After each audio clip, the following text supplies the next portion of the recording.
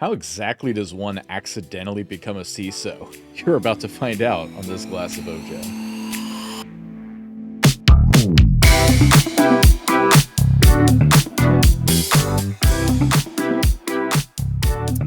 All right.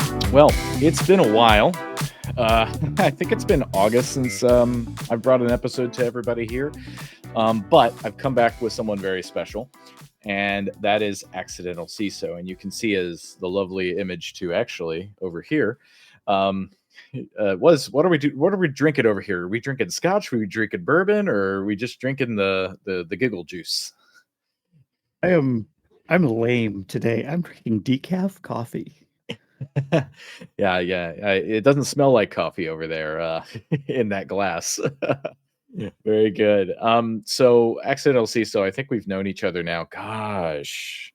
Well, we've known each other online for a bit longer, but I think we've known each other in person probably for the last maybe 5 years.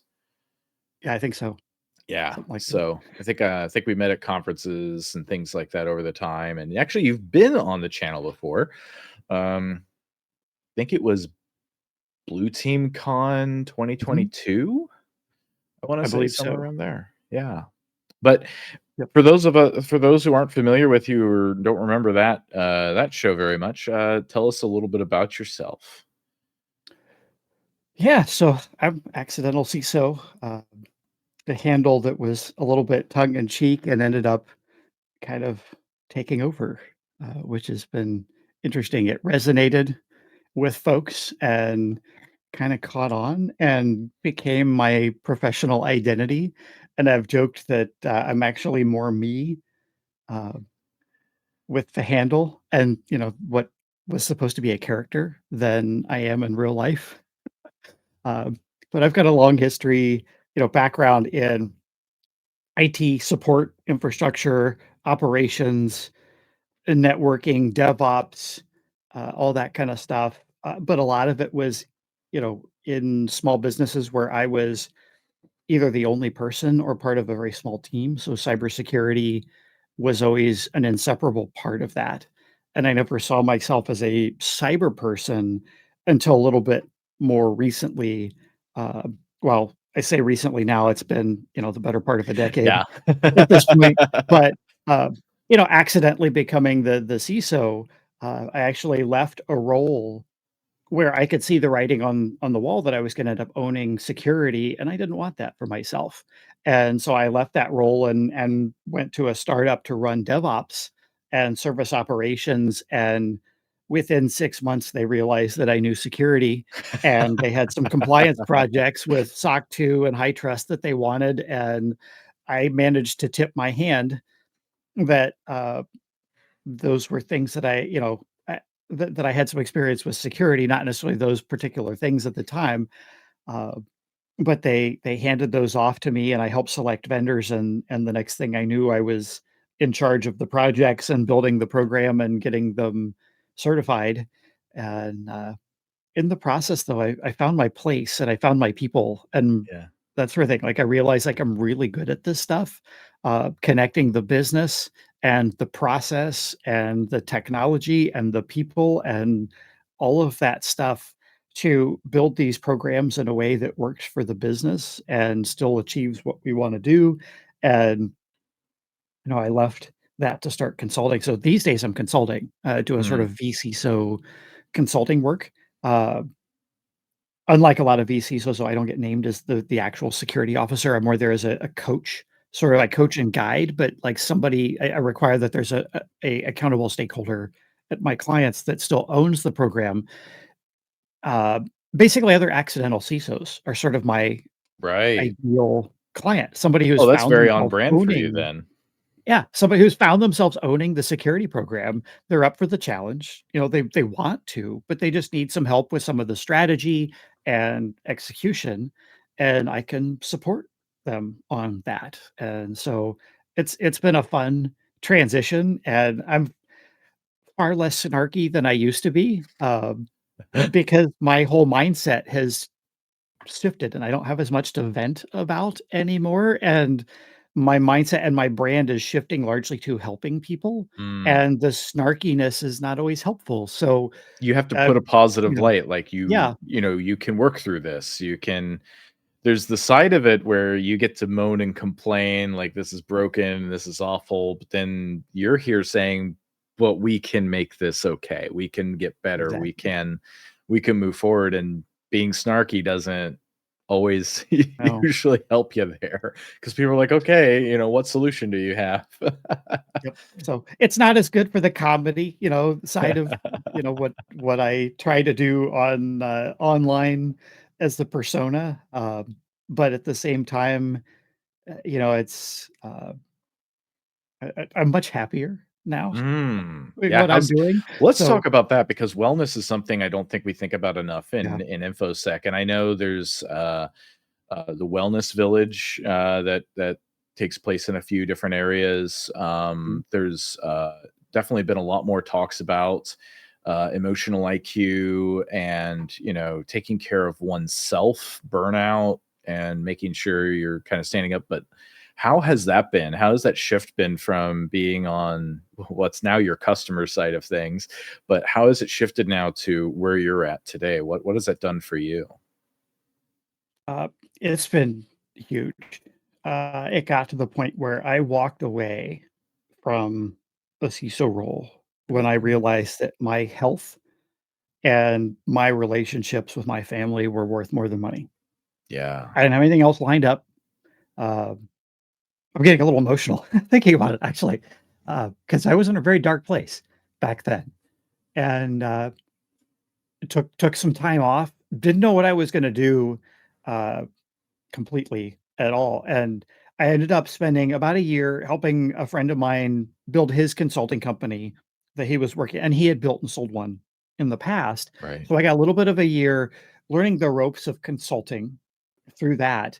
But then I stepped away again because his goal with that company was to grow it and sell Mhm. it. Right. And it was going to be another one of these like very intense sort of things. And so in that year, we grew the team. I had hired in a team of 5. I hired a director and I think 4 folks on the delivery team then that would report to him. And like they were in a good position and it was a good time to step away. And I joke that I fired myself. Uh, and I went to my friend and I'm like, hey, so I need to step away. What you need next year is somebody who's 100% all in, and that's not going to be me.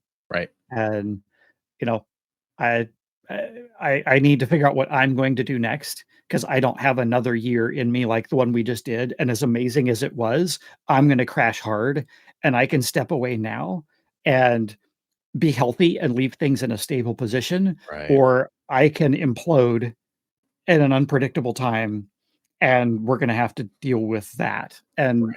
I don't think I want that for anybody, and, Exactly. he was very understanding with the whole thing, and like I said, he was in a good place because I had built a very capable team, uh, to hand off to, and so I stepped away, and that's when I started my own consulting company, and my real goals with that were to be able to control what I worked on, when I worked on it, the pace that I worked at, Right. basically the ability to say no and set boundaries. Because as an employee, I never really was able to do that. Um, when a company decides they're gonna do something, you can dissent, but at some point you have to once the decision's made, you gotta Yeah. decide and align You're their person to get it done. or, and, like, I never really truly had the ability to say no in the past. I could say, you know, I don't think we should do this, and I could support my argument for, maybe why the organization shouldn't do it, but usually if it came to something that they wanted me and my team to do, if I was pushing back, it came off as me not wanting to do the work, uh, which also wasn't cool. So as a consultant now, I'm able to control a lot more, and yeah, it was nerve wracking, YOLOing it off the cliff, so to speak, as a, single Yeah. income household, uh, and having a family to support and everything else, but I was able to make it work and, whatnot, and it's been going really well, actually, the last few years, and I've been able to cut way back on the hours that I put in, if I don't count the time for my podcast and stuff, even though the podcast is sort of, I mean, it's owned by my company. It's sort of kind of a marketing thing, but it's really more of a community outreach Right. and a way to teach small business owners about Yeah. security. It's not a sales pitchy kind of thing. Um, and so that does take some effort as well, but that's more of a passion project for Right. me. So even Kinda though like that less it's of kind OJ of is for me, right? It's yeah, like, it's even not though the it's this is owned not I'm not making money off this. I it is very no, much yeah, community. And for folks who are interested in, starting your own consultancy, whether it's, you wanna do red team stuff or mm, IR or you wanna do virtual CISO stuff. I've listened to what was it, a 3 or 4-part series you did with, mhm, the blind hacker, I think it was? yeah, with Joe. Yeah, it ended up being 5 parts. Oh, yeah, Uh, 5 parts. it was a lot, but we covered a lot You of went into stuff gritty in those. detail about, like, some of the personal stuff you went through in Yeah. deciding to make the plunge, going from Mhm, having a full-time job and kinda moonlighting to finally, "Okay, I've got this built up. I'm gonna move over and start doing this." But you guys walk through the finance, you walk through the insurance, the legal, how do you get customers, how do you mhm, keep customers, how do you do a good job, how do you refer, like, all of the things you guys in each one of those cover lots of ground into the painstaking detail that it's like I was listening that for my morning workouts for a while, that 5 series, because mhm, it was perfect to just kind of go like, "Okay, if I wanna do this at some point, this is a really good resource for me to kind of think." And this is kind of in my future too. I would love to go and do this at some point in my life. And it's like, a lot of this advice probably isn't going to change over the next 10 years. and, what we were trying to do with that is to sort of demystify folks Mm, and give them the confidence that, like, this is something that you can do. yeah. Because a lot of people get nervous about and they feel like it's really risky, Mm. and it is in some ways, But it's not like you have because to your buy a income whole isn't guaranteed. inventory, right? You're not leasing It's buildings and inventory. It's probably one of the least risky things you could do is consulting. it's yeah, yeah, there's very low overhead, to the almost to a fault, like, to a point where, when I work with my tax accountant, she's like, "Do you have any more deductions?" And I'm like, "Not really," because there's not much overhead in consulting. Uh, so, uh, yeah, so that piece of it can be a challenge, which is sort of a blessing at the same time. Um, I don't mind paying taxes. I don't wanna pay overpay Right. necessarily, but I don't mind, paying taxes and stuff what I actually owe. And if you paying more in taxes just I made more money last year. So, Yeah. it's the downside of success, I suppose you could say. Um, but yeah, most people feel like it's really risky because you have to get out there and hustle, and it's on you to do that. And a lot of us, um, techie types don't really like sales, you know?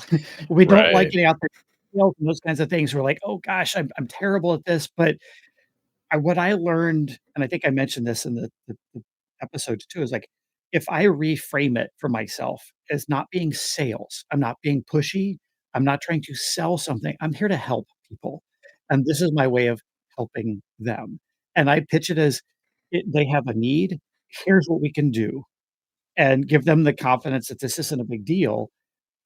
If they choose to buy, great. If they don't, I'm not gonna push. Like, I'm not gonna be a pushy, sales kinda guy, and but it's really about helping, and once I reframed it for myself of, Mm. I'm gonna help people, Right.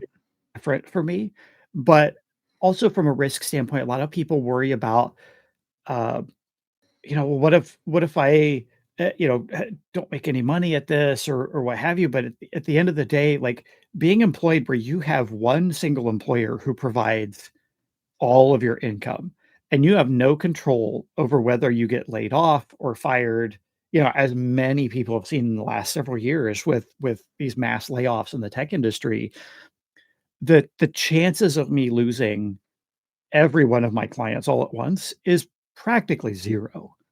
Mm. Um, if something happens to a client, like, I might lose a client, but that's not like, I don't have any one client that is even half of my revenue stream.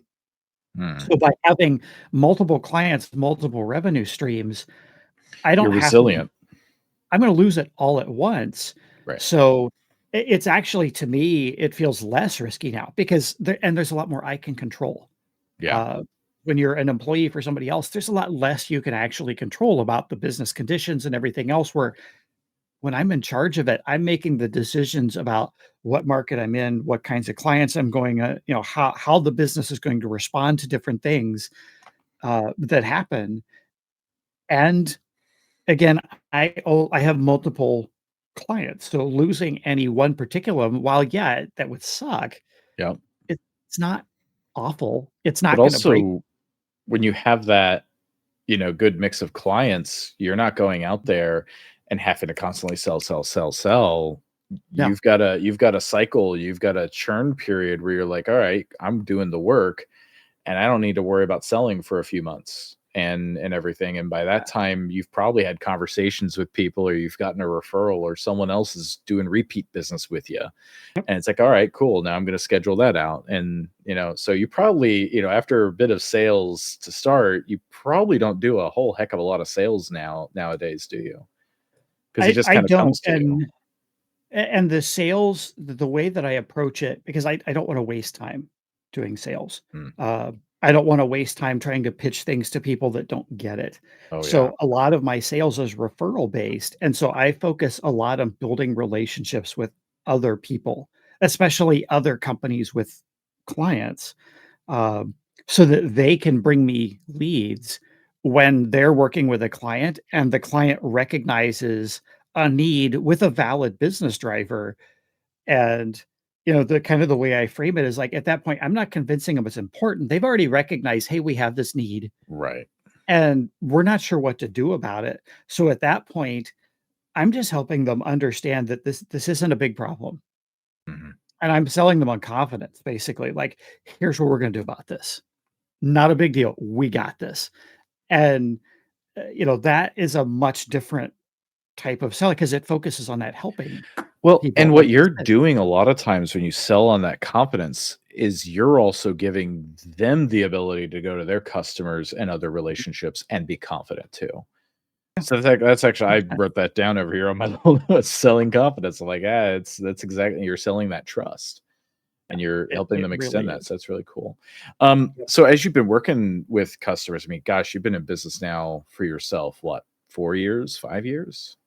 I started on my own in 2022. So Okay, so 3 years. 2021 was the year that I was consulting with Yeah, somebody else, learning that side of the yeah, business specifically and doing a lot of the delivery work. And then, it was January of 22 when I, called up my lawyer and was like, "Hey, I got a business name. Let's register an LLC. And, can you go ahead and trademark it too? Because yeah. it's a word that I made up. Nobody else is using it."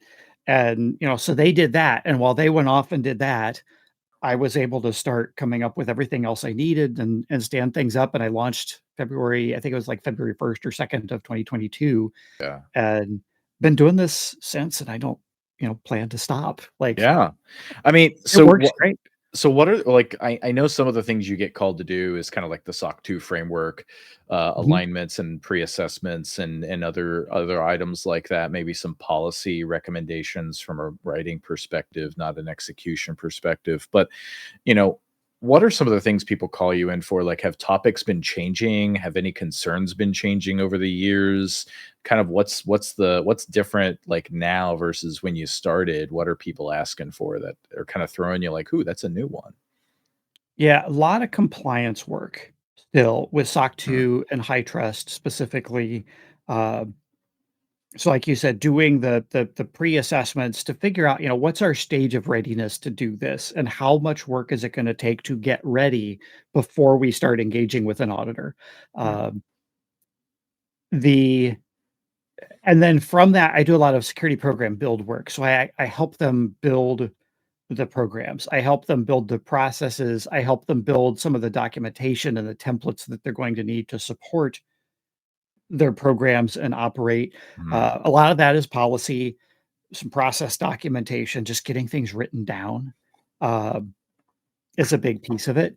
And from what is changing, not a whole lot is changing. I have had some auditors start pushing for more true risk assessments. Uh, True in the risk past, assessments. it's been really common to use things like framework assessments like NIST CSF or things like that because they are built around controls that Right. are designed to address risks, sort of generic risks that exist just Mhm. in the business environment. Uh, but they don't get to be bespoke stuff to the company itself.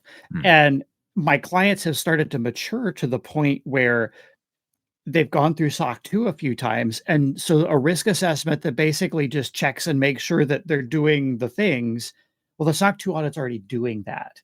And so Mm. the assessors are starting to look for bespoke risks now. Is the organization continuing to operate its risk management program to actually look at identifying unique risks to the business? Mm. Um, so I've been working on developing a very lightweight risk assessment offering that I can do for these small business clients because most of my clients are anywhere from 1 to 20 or 30 people. I've got kind of a soft cap around 100% orgs, even though I kind of let that go and do work for bigger companies from time to time. My heart really is in that 1 to 20, 1 to Yeah. 30 person company range. And to go into with them to do a risk assessment based on some of the methodologies that are out, FAIR, for instance, Right. or Okay. trying to do, some of the stuff that, like, Hubbard talks about in the How to Measure Anything in Cybersecurity Risk book with, calibrating the stakeholders and collecting, uh, like, actual number data, not just purely, subjective information, but, like, actually pulling together information and running, like, Monte Carlo simulations and things like that, things that insurance companies do, Hmm. actuaries and those kinds of things, like, these small business clients aren't gonna do that, so I've had to come up with what is a way that we can do a risk assessment and get it done quickly for them, uh so that's something I've been working on lately. The assessors are looking for that. My clients are also very anxious to start using AI tools. And obviously, somebody who has already chosen to work with somebody like me as a security advisor, like they already get it at a level that, like, Right. we're not just going to run out and do this because we've built a program. They know that they need to do vendor risk assessments as they bring in new tools. So they're coming to me and asking me about AI tools and, "Hey, what do we need to do? What do we need to know?" Uh, so I've been working with clients lately on drafting AI policies for them. Hmm. They have a lot of great, governance already in place for their programs that we've built that cover what they need for SOC 2 and I think are pretty well rounded, but AI is new, but there's also a lot of overlap with AI because at the end of the day, it's a tool, it's an app, Yeah. and we already have governance for what to do with tools and apps. And we need to do, the vendor risk assessments and we need to control access. And we need to think about input and output and integrations and that kind of stuff. Like that's already kind of there. But what I'm trying to work with them on is what are the things that are unique and new to AI. And that's actually been a lot of fun putting together and helping them put together their AI policies so that we don't duplicate what they've already got in their governance for other types of applications and, just data protection in general and look at just what's the net new pieces of this Mhm. for AI. That's the other big thing. So like actually doing risk assessments in small business and then how to handle this emerging AI stuff are the big things. Uh, I've and compared I'm to the cloud realizing really. Huh, yeah, very, I've very com similar Yeah. to, 10, 15 years ago as companies were starting to get into the cloud heavy. AI is kinda like the new cloud in a lot of ways. You're absolutely right. And you still have plenty of people saying, "Stop it. Don't." And it's like, folks, learn the lesson we had to learn from cloud when everybody in security was, "No, you're not going to the cloud. That's another person's computer. It's not secure. It's whatever." And developers whipped out their credit cards, swiped, put the test data in there, and then all of a sudden production started running in AWS, right? Or some other place. But it started popping up everywhere. And that's what's happening exactly with AI too. Someone just downloads cursor, or downloads something and says, Yeah. oh, I'm going to just start using this for development work, or oh, I'm going to start doing all our meeting minutes in this chat GPT or whatever. And that's shadow AI, shadow all kinds of things, right? How do you Mhm. control for that? How do you go and handle that? And awareness, I think, is a huge piece. Just like with any software, is awareness is such a huge thing for people to understand. But unfortunately, you can't be aware of every place AI is, because AI is starting to just get into everything, even just Yeah. under the hood now. There's just so much that's like, oh, every Google search you run is potentially an AI prompt. Yeah. Yeah. That's I mean, Acrobat Reader. yes. I mean, Adobe put AI into Acrobat Reader, this tool that everybody's got on their machines, and all of a sudden you go to open a PDF and it's like, "Hey, do you want me to do a summary of this for you?" And it's like, I Yep. opened this app with my client's policies, Right.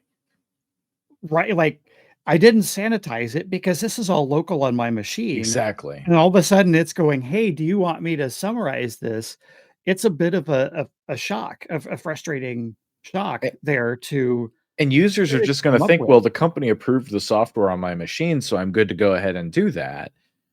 And then I see Copilot sneaking into Word for Mm, everything, where it's like, oh, yep. paste with Copilot, and every single line, paste with Copilot. And I'm like, people are going to be clicking by happenstance all these different AI tools. Mhm. And it is not clear in all of the different terms and conditions and contracts who owns the data, where's it getting stored. We've always heard the "we'll never sell your data," and then sure enough, advertisers somehow have your data now. And well, we were selling the metadata, so not your well, that's data. Data's in the name, but they didn't consider that really your data. That was metadata about what you're doing, and that they'll gladly sell. So there's all these things to still be figured out with the AI there. So how are your Yeah. policies? So what are your policy writings getting down to? What, I mean, obviously it's going to be dependent on their different customers and what types of AI their interests, whether they're developing AI models themselves or whether they're being consumers of these different tools. What are some of the different policy considerations you're seeing for the small business? Yeah. So as I mentioned, one of the big things that I'm working on is not duplicating what they already have. Right. Uh, because I feel like that is merely going to introduce more confusion Hmm. into things if now we have similar policy content in the AI policy and also in, maybe their data protection policy or their Right. access control policy or what have you. So I'm trying to make sure that I'm focusing on, like I said, the stuff that's purely unique to uh, to AI. I'm trying to think of. Let me pull up some of my notes here so I can speak a little more authoritatively to this instead of completely going off Wing the it up. top of my head.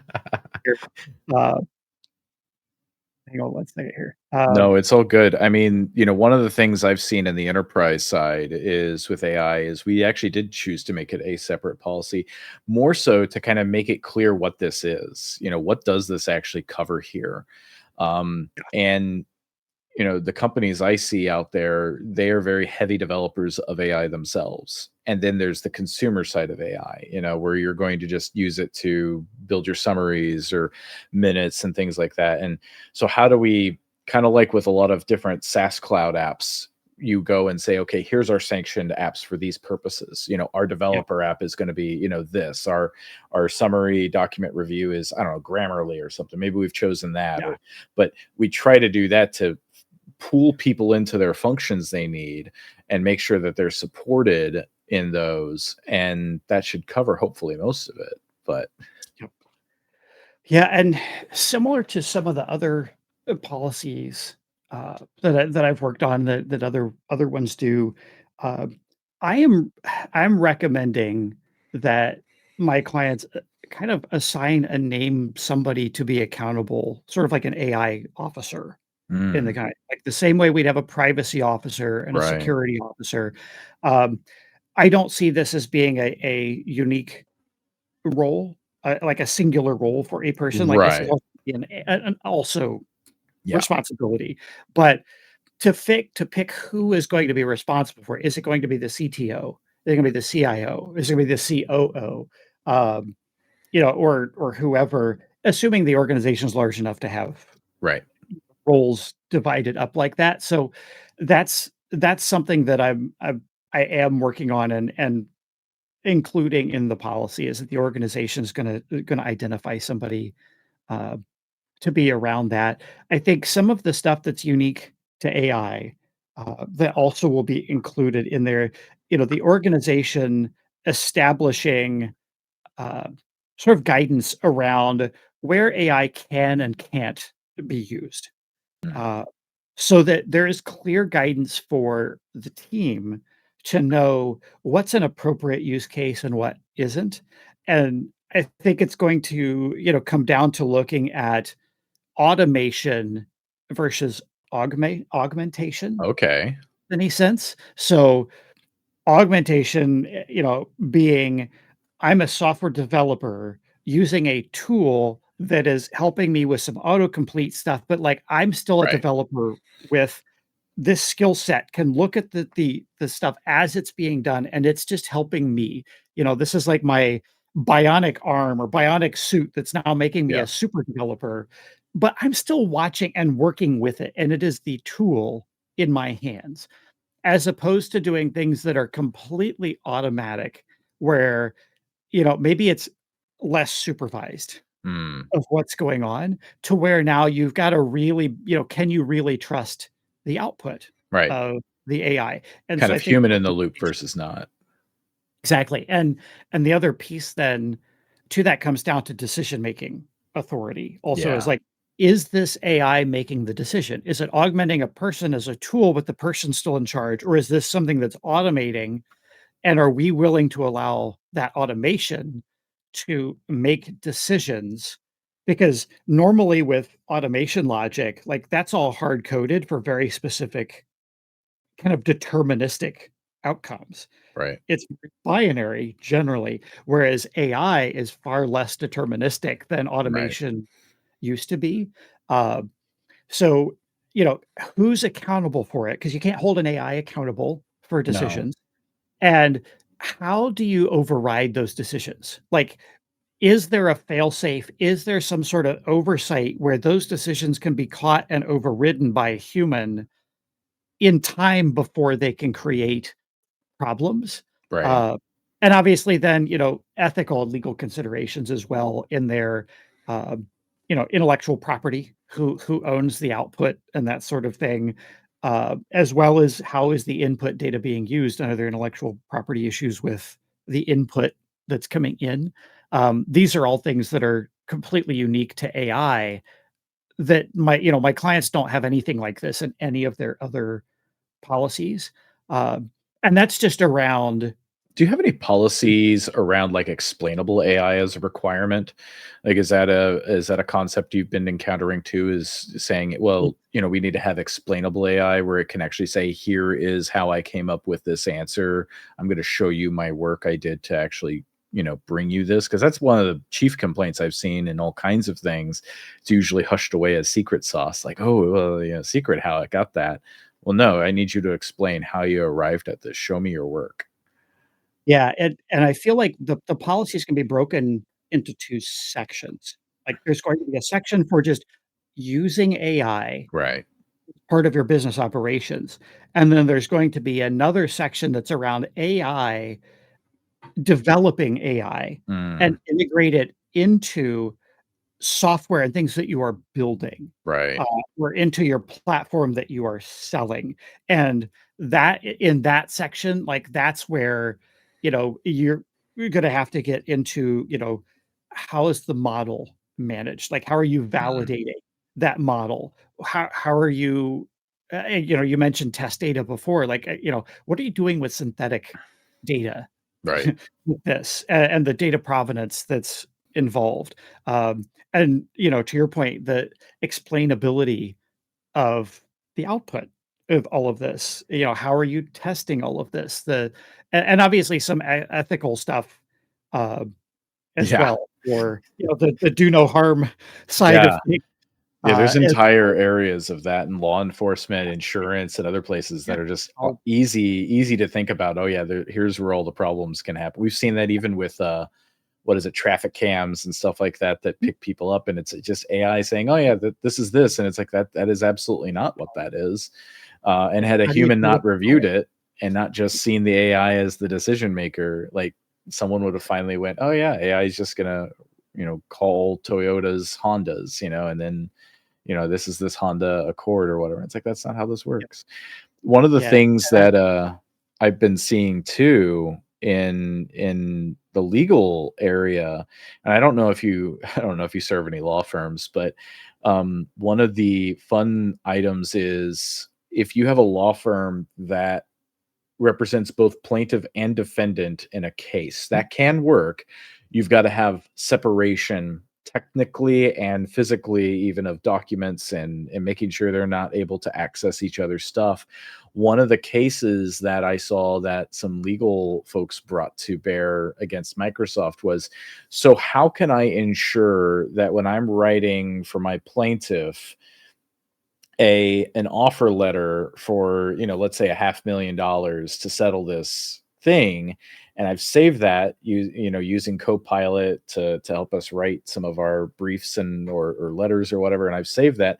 How do I ensure that Copilot is not also helping these people write a letter or whatever, and then it auto fills in that 500,000 because it's modeled that this situation is similar to this situation, and it goes into that. And the Microsoft development people, the product people, they flailed around on social media, like they kind of jumped into a conversation they shouldn't have jumped into, but it really turned into, oh yeah, they really don't know what will happen there and have no ability to assure you that inputs over on the plaintiff side are not kept from the defendant side. Even if you have your own kind of instance of AI, it's not splitting this up for you and has no concept of breaking down those domains.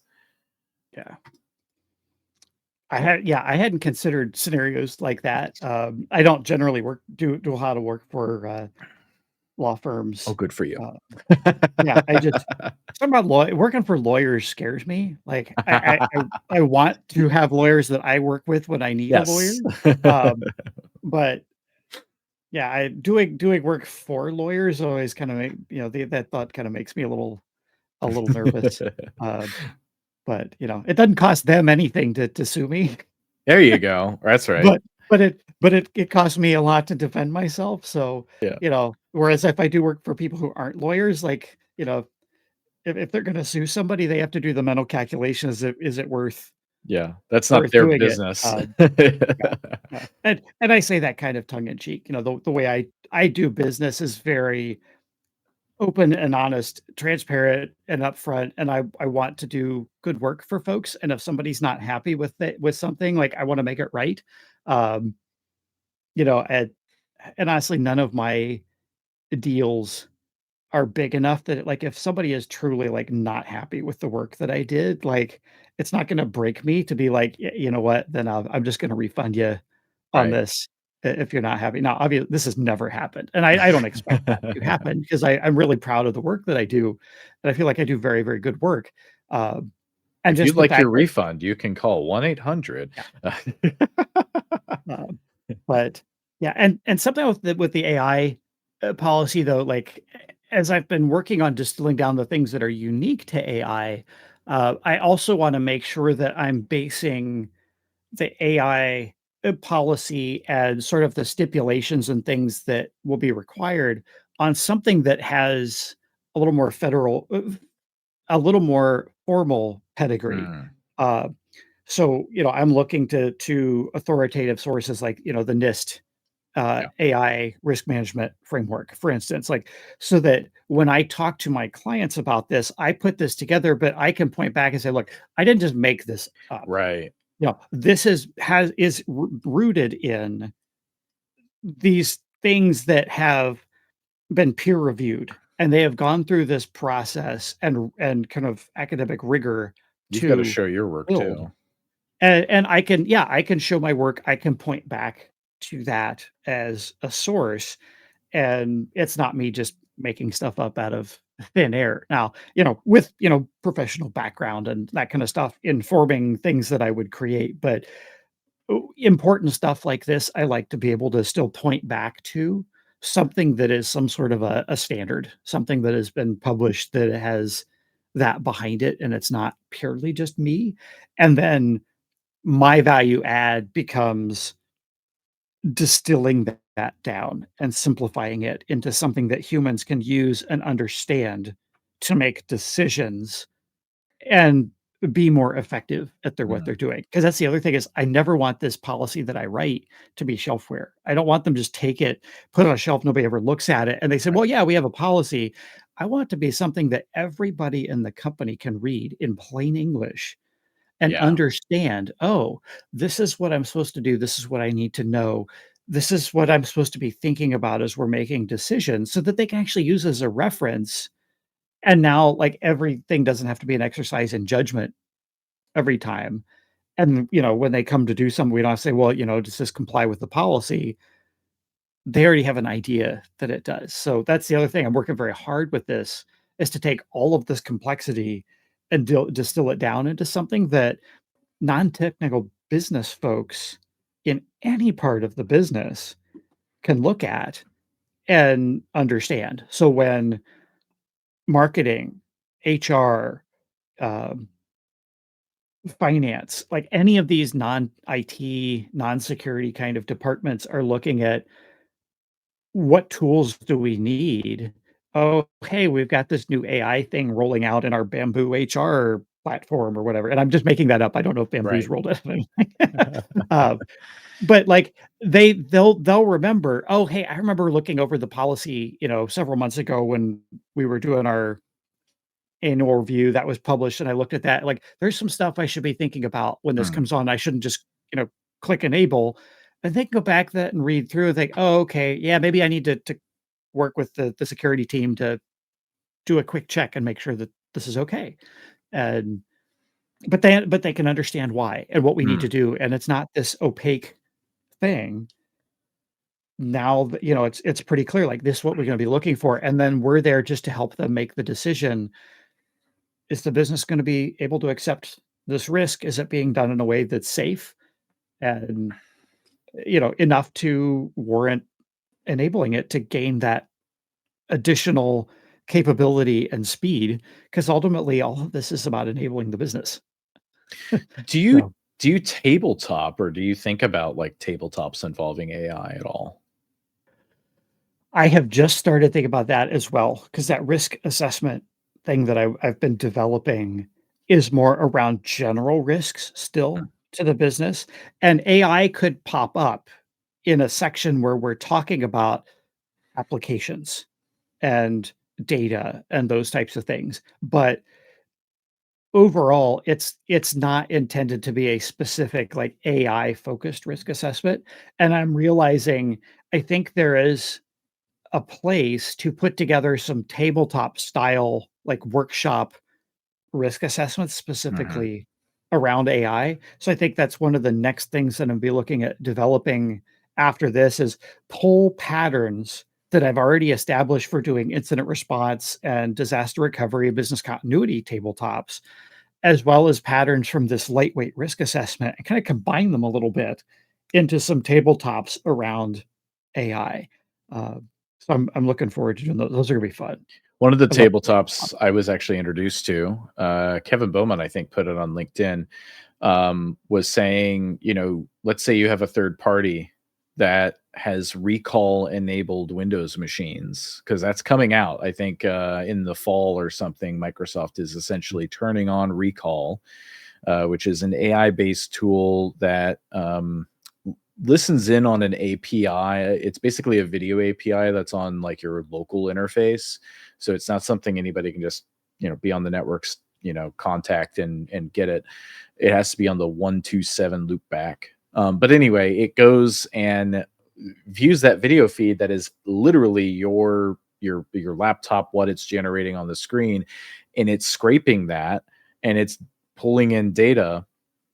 Well, okay, you as company, you have your machines. They're maybe not Copilot enabled machines yet because they don't have that neuro chip in it yet, but you have a third party MSP that does, and they help you manage your databases, or they help you manage your application or whatever portal, and maybe you've got sensitive data, personal data of your customers, or if your health patient data, it could be legal data. Maybe you're going to break attorney-client privilege, but they've got those neurochips. Recall gets turned on, and all of a sudden on their Citrix or VDI or their RDP sessions they have in your environment, that data is all getting captured on that and getting cataloged on those machines. Okay, what do you do? How Oof, that computer terrifying. gets compromised. What do you do? Yeah, as a CISO, that feature's terrifying. Yeah, Like, I mean, my first thought is like, what on earth was Microsoft thinking right. developing this program? Like the, Jurassic Park kind of like we were so worried about whether we could, we didn't think about whether we should. This falls, at least to me, it feels like it falls squarely into that. And then to turn it on by default, Yes. um, With very like is hard just way to turn it over the off. Yeah. top.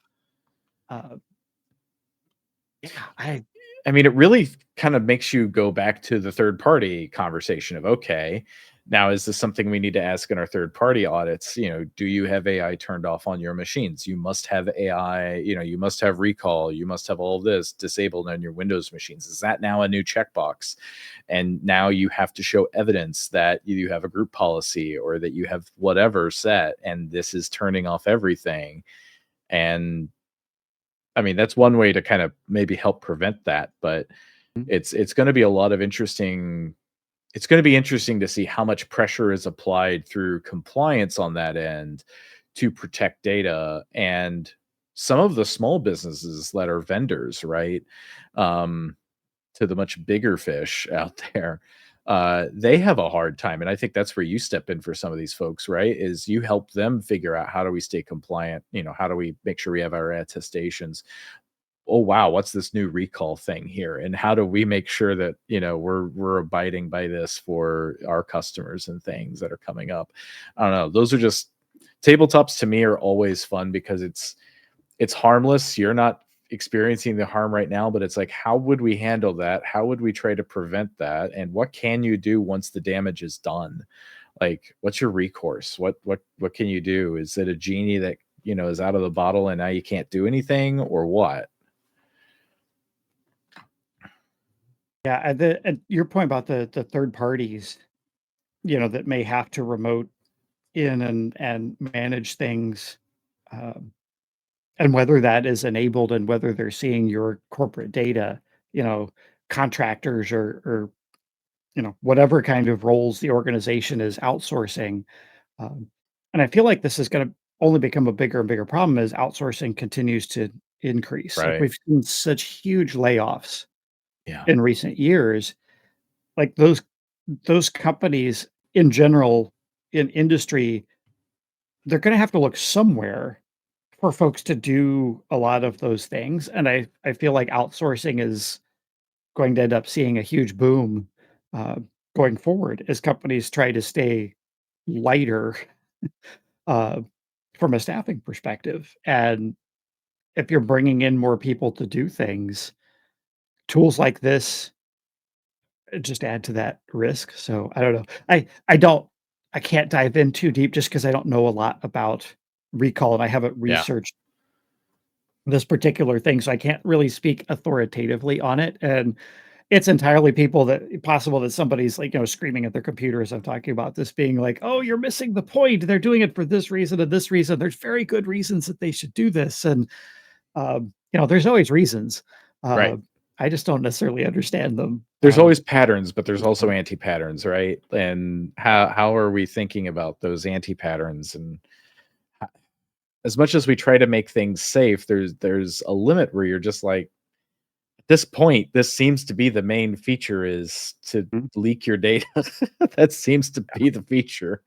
It's kinda like Yep. Chrome password managers. I tell people, I'm like, "Don't use the Chrome password manager." It's literally just designed, and almost all of the password leaks we've seen lately have come from the Chrome password manager because it's so easy. Once someone has the browser context to you, cool, let's just dump your passwords now. And now they've got your passwords. And it's like, use another tool, use something different. Mm. And it's not that they can't go after that, but like, come on, Chrome is going to be highly ubiquitous, or Bing. It doesn't matter which one. They're both Yeah. based on Chromium, but what's the next big thing for you then? Is there like conferences that are coming up for you, or I know you don't attend Um, all the hacker cons out there. You got a few staple favorites, but you also do a lot of small business conferences and other things. But you maybe have other projects or things you want to talk about, or maybe a new I episode on the am podcast.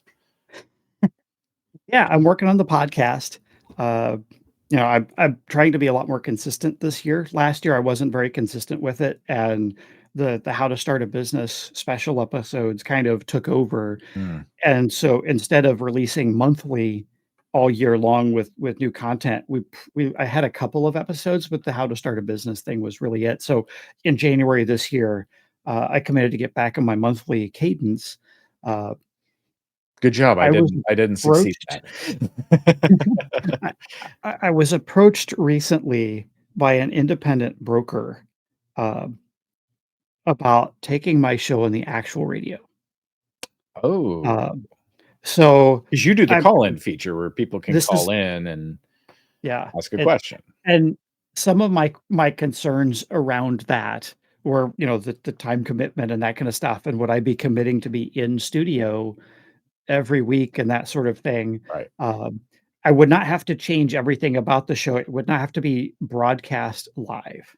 Mm, We could still do it pre-produced, but the weekly aspect of it has me really concerned because right. I would have to switch from monthly to weekly in order to do it, and all of the logistics and work around that. There's no way I'm gonna line up callers No. for a weekly show. It's too difficult as it is to line up the business owners to ask the questions. Lining up guests, cybersecurity experts to come on the show, that part's been pretty easy, Yeah. because there are so many folks in the cyber community who are just really excited to share and help educate folks about cybersecurity. It's one of the amazing things about the community is everybody wants to help.